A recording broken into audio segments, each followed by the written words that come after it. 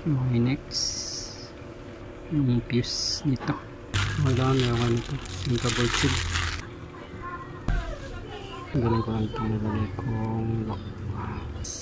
Ingat lang kayo, baka maatak nyo yung wire eh. Masyado maliliit yung wire.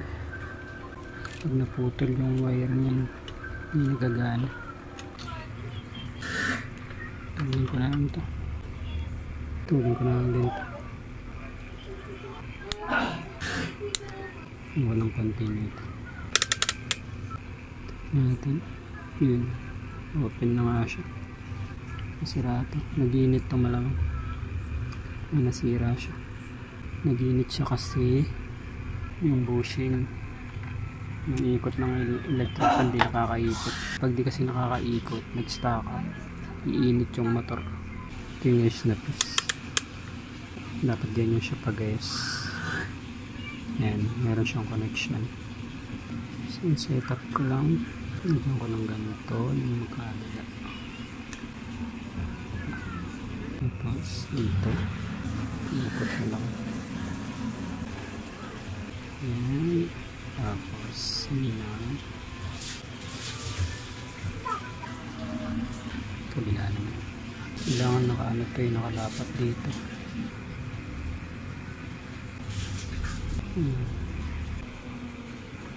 Ayan. Tapos lagyan ko na ang sinkable tube.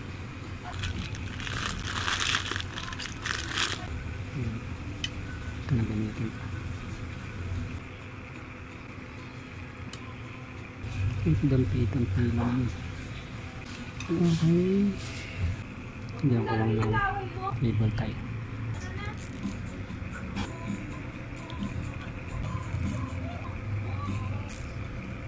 Okay. Tugin na ito.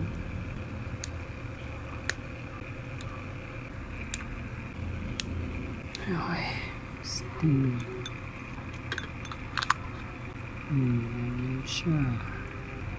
Naku, dapat pala kasama ito saan. Dapat pala kasama ito. Ngayon na lang naman ito sarili niya.